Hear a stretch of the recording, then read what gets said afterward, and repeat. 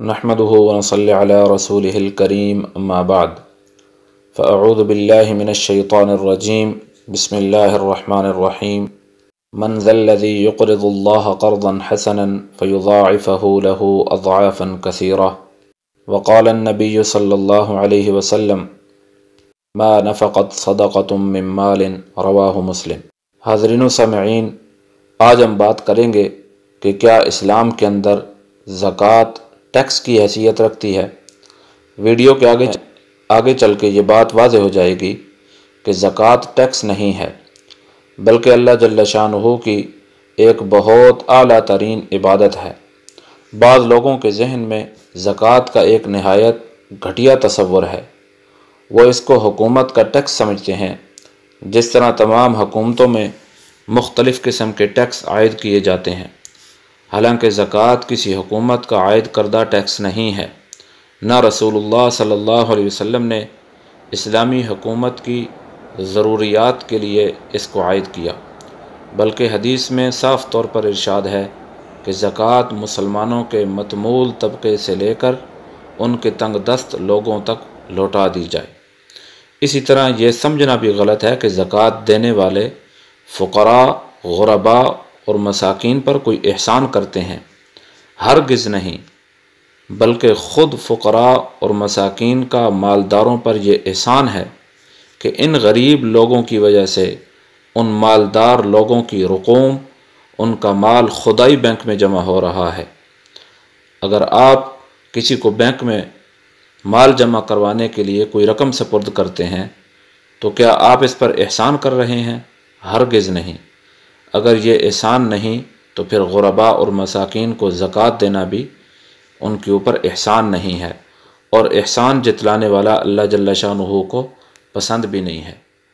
پہلی امتوں میں جو مال اللہ کی بارگاہ میں نذرانے کے طور پر پیش کیا جاتا تھا، اس کا استعمال کرنا کسی کے لیے بھی جائز نہیں تھا، بلکہ وہ قربانی کہلاتی تھی، اسے قربان گاہ میں رکھ دیا جاتا تھا۔ اب اگر آسمان سے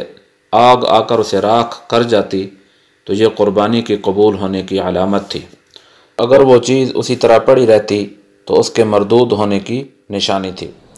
اللہ جل شانہ نے اس امت پر یہ خاص عنایت فرمائی کہ امراء کو حکم دیا گیا کہ وہ جو چیز اللہ کی بارگاہ میں پیش کرنا چاہیں اسے اللہ کے فلاں فلاں بندوں یعنی فقراء اور مساکین کے حوالے کر دیں۔ اس عظیم الشان رحمت کے ذریعے ایک طرف تو فقراء کی حاجات کا انتظام کر دیا گیا، اور دوسری طرف اس امت کے لوگوں کو رسوائی اور ذلت سے بھی بچا لیا گیا۔ اب خدا ہی جانتا ہے کہ کون پاک مال سے صدقہ کرتا ہے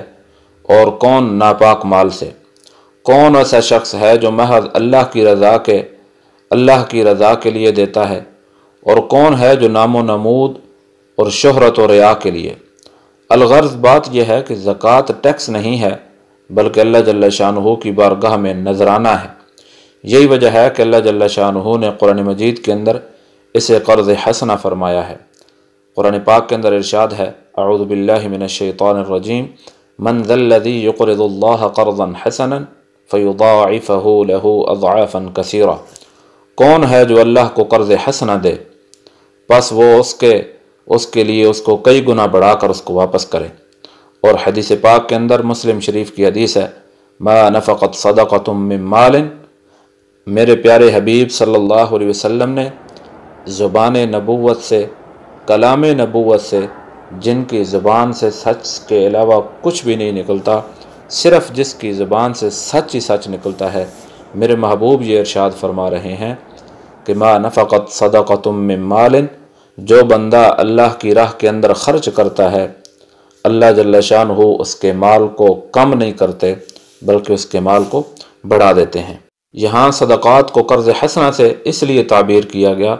جس طرح قرض واجب الادا ہے، اسی طرح صدقہ کرنے والوں کو مطمئن رہنا چاہیے کہ ان کا یہ صدقہ بھی